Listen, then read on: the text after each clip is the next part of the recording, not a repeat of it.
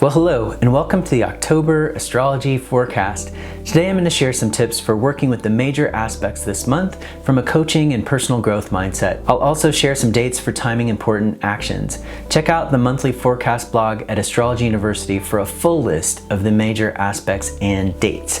And with that, let's get started. One of the current ongoing transits is Jupiter square Saturn. Jupiter's been separating from that square, and it's going to continue in that direction until October 9th when it stations retrograde. And then it'll start moving back toward that tighter square with Saturn. This tells us that it's going to be fruitful to revisit our beliefs under Jupiter retrograde and our sense of meaning and possibility, while also holding space for reality at the same time, especially as it comes back into range of that square. We'll probably get the chance to do some reality testing over the next couple of months, and then based on that information coming in or any related conflicts that come up, we can then adjust our plan or our goals and ultimately see our potential in a new way. Even if this process feels hard in the moment, if we approach it well, we'll come out with a revised goal or sense of meaning, and maybe one that's even more grounded in reality. Once Jupiter turns retrograde, follow any inclinations you get to read books that expand your perspectives, like a new spiritual book or an inspiring biography. Maybe there's a college course or an educational program that you want to explore, or a new training. My only caveat with those is that if this is a big expense item and you don't have to decide before January, then take time exploring it under Jupiter retrograde to see if it's the right fit for you rather than jumping in right away. To give you a sense of the kind of inner process that can take place under Jupiter retrograde, let me tell you a story about a client of mine who had Jupiter in the 9th house, who was looking to make a career change. We'd done a career potential inventory together, and one thing on our list that stood out was to consider pursuing a degree in religious studies. During Jupiter retrograde, she got inspired to pursue that path, and she visited 3 colleges that had programs that she was interested in. One of the folks she interviewed with suggested that she also start attending services at different churches in her area to get a sense of the different communities that would be available there, because they had a requirement that you participate in a local group as part of their studies. So she did that as well, and with all of these actions, she wasn't only exploring her career path, but she was revisiting her own beliefs in the process. And over several weeks, she got more clear about what she was and wasn't aligned with. By the time Jupiter went direct, she'd come to the conclusion that none of the programs were a good fit, and then she moved in a totally different direction with her career plans. But she wouldn't have gotten to that point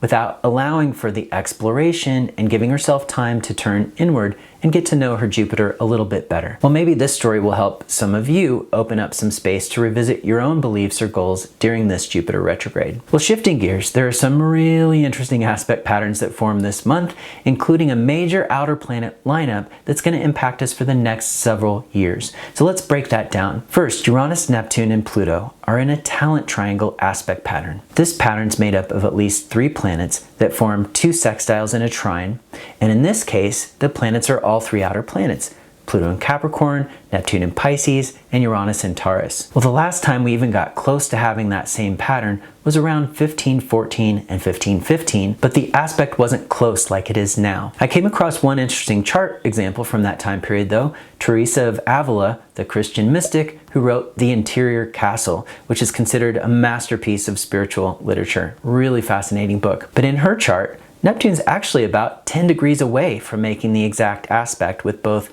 Uranus and Pluto. So if we choose to call that a talent triangle, it's pretty wide. In contrast, last month, all 3 outer planets were forming this pattern tightly, with Uranus sextile Neptune within 1 degree, and the same for Neptune sextile Pluto. Made up of 2 sextiles and 1 trine in this pattern, we have an extremely rare synergistic pattern between all 3 outer planets just this once in our lifetime. The good news is that we'll have a good amount of time to experience it and observe it as astrologers, because it's going to stay in range for several years, including next year when all 3 outer planets change signs. And with that, I get the image of some great flow and opportunity that's helping us usher in this new era that's at hand. As you might know, the outer planets don't tend to make subtle moves, either externally or in our psyche. These are big forces that we're being asked to step into. But the suggestion in the talent triangle is that there's a huge opportunity at hand if we can ride that wave. And speaking of, that's the perfect image to reflect on. Have you seen one of those films about big wave surfers? And I'm talking about folks who surf waves that are over 20 feet high. You can't just paddle out to ride those waves. Someone on a jet ski tows you out there and then let's go. And then your job is to harness the very best of the skill that you have to ride that wave. And I'm also guessing a massive amount of faith and trust, while also surrendering to the powerful forces completely outside your control that are there under your feet. And this is the kind of energy that we seem to face with the outer planets. With an aspect of dynamic flow like the talent triangle or the grand trine, the action or energy that we put into that pattern then begins to circulate and generate. So these can be very creative aspects. With the 3 outer planets here, I imagine our Mars as the jet ski. We take action to get ourselves onto that wave, and we tap into a good amount of courage in the process, and then we do our best to ride into that potential impossibility with some powerful natural forces flowing underneath us. All right, so that's a pretty big deal story right now. By the way, this aspect pattern is just getting started. We're gonna get to work with it over the next few years with several tight moments, including June of 2027 when it's exact, and going all the way through early 2030 when Uranus finally starts to break free from the pack. So I'm hopeful that other astrologers are going to start to notice and talk about this one. All right, against that backdrop, Mars and Venus both step into that pattern in October, creating another aspect pattern that some call the Cradle. And this happens first with Venus in Scorpio joining that talent triangle I was just talking about to create a cradle by forming a sextile to Pluto, a trine to Neptune, and then an opposition with Uranus. And then right when Venus starts to move out of that pattern, the next day, Mars in Cancer forms a sextile from the other side, with Uranus in Taurus, while trining Neptune and an opposition to Pluto. The Venus cradles in range from October 9th to 16th, and the Mars cradles in range from October 17th to November 2nd. Well, there isn't a ton of theory out there on the cradle pattern, but the Hubers have given us some really interesting ideas to work with in their book, Aspect Pattern Astrology. And they suggest that this shape implies stability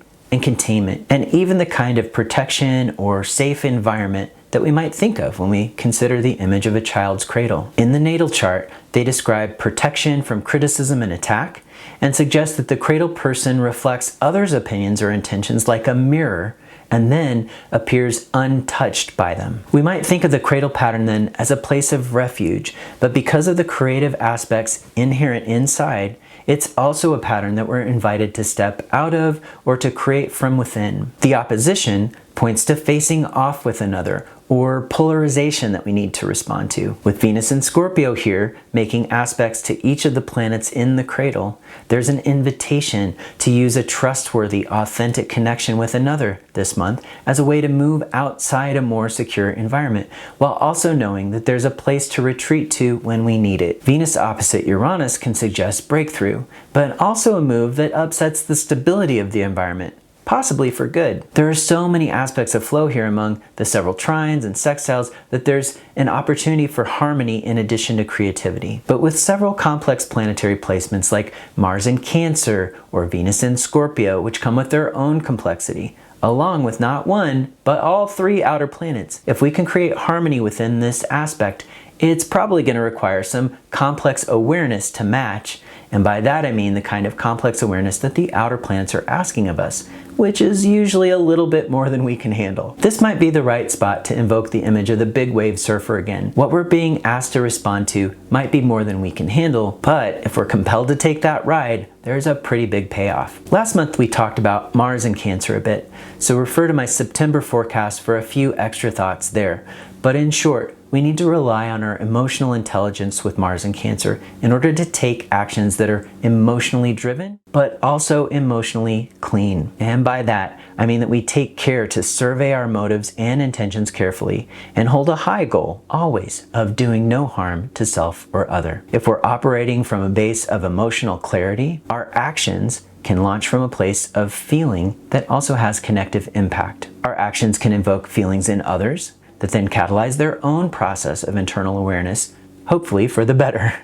Now, don't get me wrong here. This is some high-end ninja version of emotional intelligence, and most of us are going to make some blunders trying to accomplish that, but it's still worth the effort. And true to Mars, We'll learn by doing, and we'll get a chance to try again next time if we get caught by some emotional motivation that we're suddenly aware wasn't quite as clean as we thought it was. Now, both of these cradles are made up of a mix of earth and water.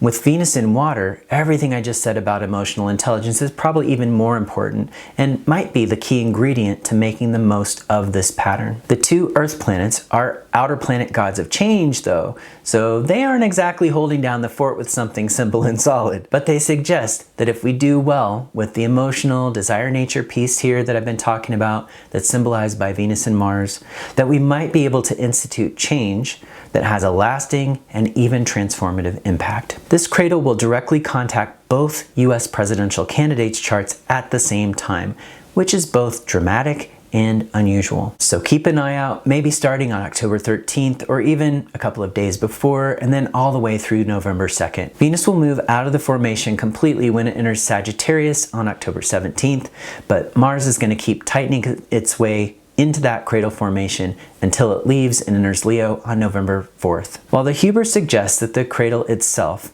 invokes this idea of safe containment, they also describe an increase in conflict that comes from others pushing against the cradle person's glass wall of protection. Engaging in conflict can lead to energetic release and also a return to harmony. So there's a suggestion here to find a balance between engaging that conflict and then withdrawing temporarily to regroup and come back into balance. It's said that there's a security motivation with this pattern, and we can imagine that motivation increase with Mars in Cancer and even some version of Pluto in Capricorn, which might speak to a desire to be in complete control of material reality. Neptune and Uranus are both laughing at those intentions, but that doesn't stop us from trying.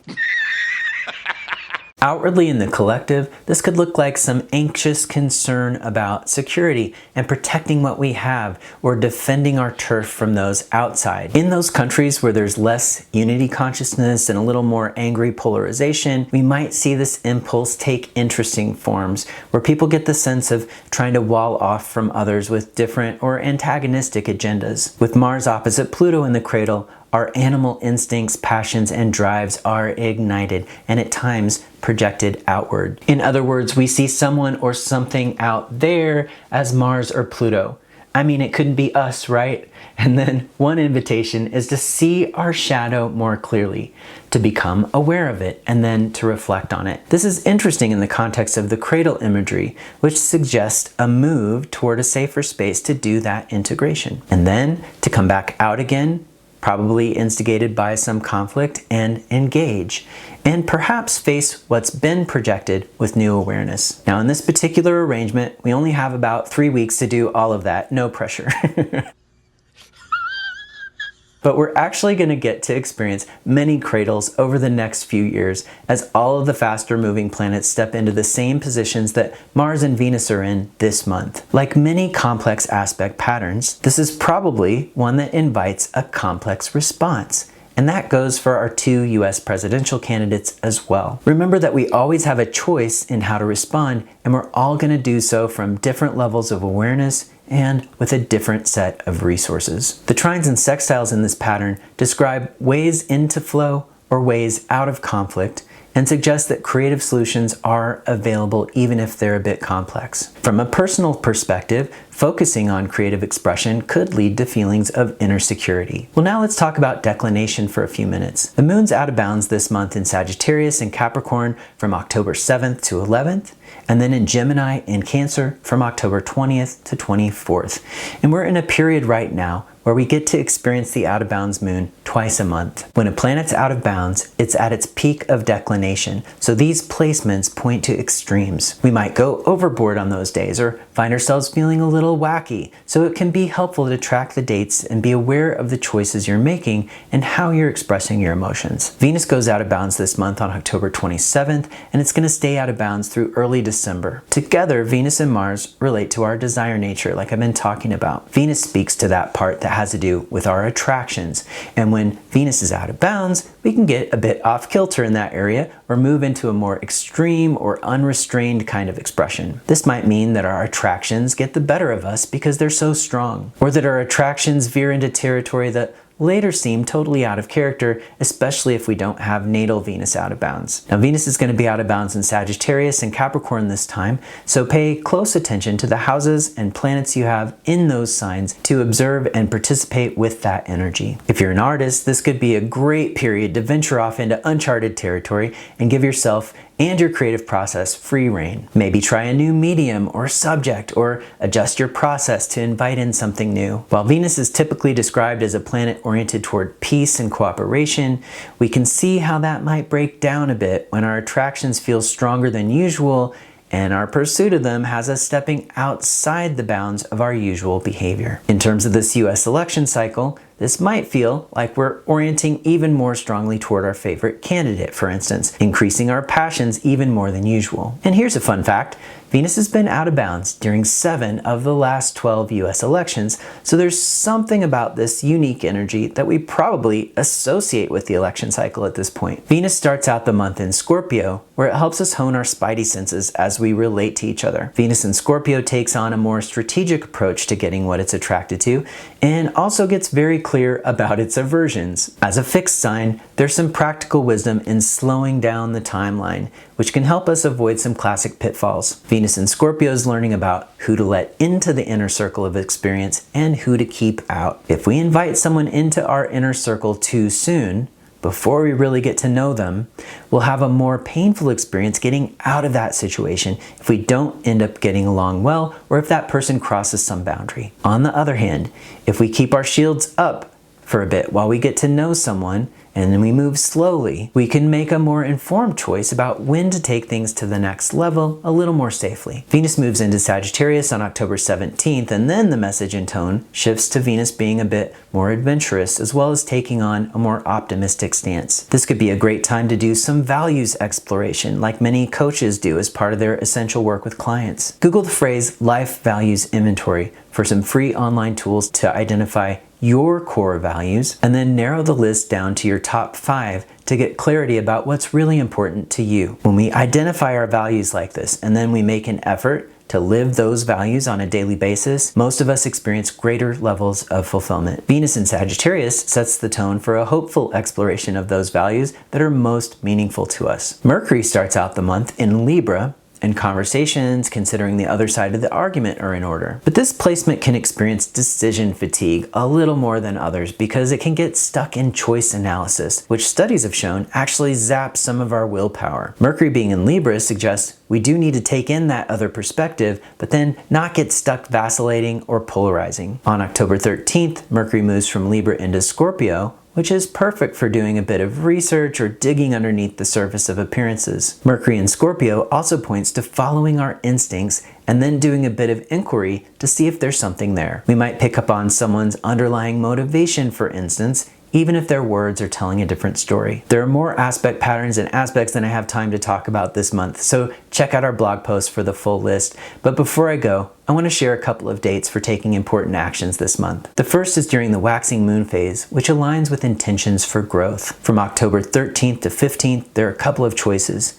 You might pick a time on October 13th with the sun applying to trine Jupiter for a nice boost in growth potential. Now, Venus and Mars are also in a grand trine with Neptune then, speaking to creative process, and again, something about our desire nature, or maybe creativity. With Venus in Scorpio and Mars in Cancer, just do your best to be aware of hidden agendas from both yourself and others, or not even hidden, but just underlying, and then seek emotional clarity and purity of intention. Both of these placements can get us into trouble if there's even a hint of vindictiveness or hurt feelings as the motivation for our actions. But there's a strong opportunity for creative flow here. On October 13th, the moon's applying to conjunct Saturn. So if you want to avoid that, you'll have to sacrifice the Sun-Jupiter trine, but later on the 14th, the moon separates from the Saturn conjunction, and between then and the 15th, you can get a chart where the moon's applying to all 3 outer planets and joins the grand trine. It's a pretty interesting chart. If any of you use it, please report back and let me know how it goes. Now on October 18th,